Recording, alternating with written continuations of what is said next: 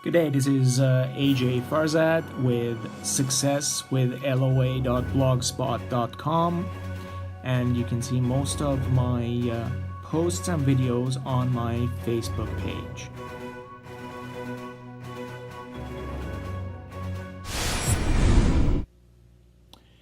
Good day, this is a.j.farzad for successwithloa.blogspot.com, and this blog is called Law of Attraction Business Lessons from MMA, Mixed Martial Arts.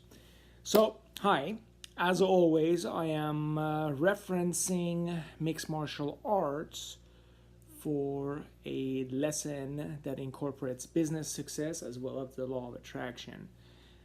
I've been diffusing eucalyptus and peppermint because I've been getting a little bit of a scratchy throat and phlegm, so I hear eucalyptus is supposed to be really good, and peppermint obviously enhances everything. So that's my Young Living oils. And also a shout out to express a lot of sympathy and condolences because your Young Living founder Gary Young passed away this past weekend, so it's pretty sad. All right, so business success, MMA. What do they have to do with each other, and how do we use the law of attraction? One of the things that most martial arts or even fighting art enthusiasts realize is that conditioning is extremely important. Just this past UFC, I was watching Jacare, arguably one of the best grapplers in the world, go from round 1 to round 2 to round 3, and round 1 and round 2 and 3 were noticeably different because he just gassed out. It's very, very grueling task when you are fighting somebody with the adrenaline dump and all that to begin with. So conditioning is very, very important to the success of your career in martial arts and in fighting in general. And the other example that I want to use is Tito Ortiz. In the beginning of his career, he was a fantastic wrestler, but he was always in shape. And on paper, he beat people that skill level, jiu-jitsu level were far superior than him. And when he wasn't really known, on paper, he shouldn't have even been in the ring with these people, but he just wiped the floor with them because of the fact that conditioning-wise, he was so much in better shape that he could grind, and it doesn't matter how good you are in your skill level, when your body is tired and you can't,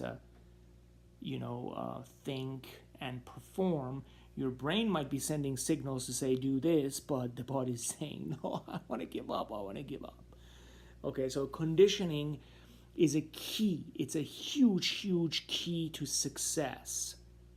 And oftentimes, fantastic conditioning actually trumps fantastic skill set because you need just a little bit of skill set to stay out of trouble. And if your opponent gasses out, you can pretty much, run the gambit. How does that apply to business?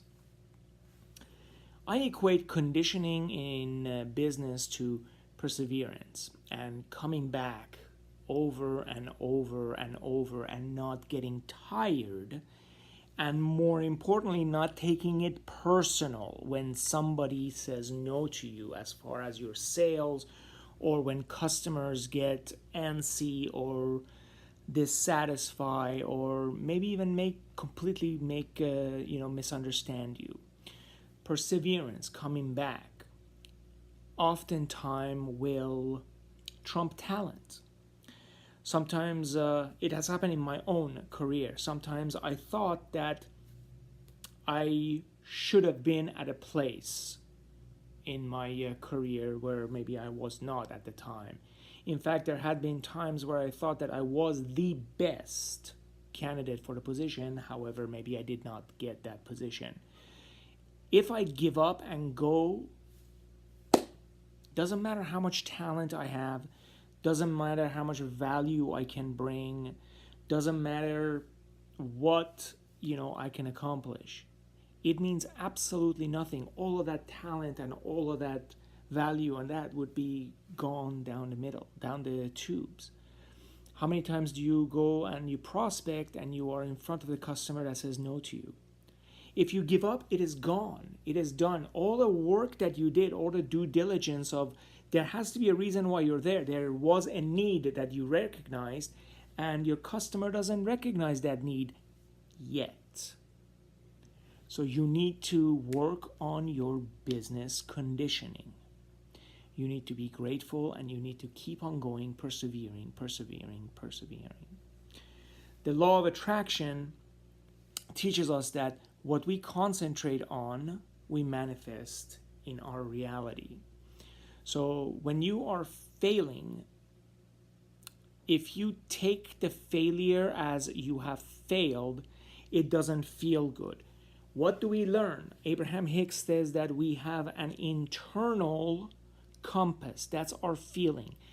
Failure, when it doesn't feel good, it means that your vibrational ideal self does not match what's happening currently.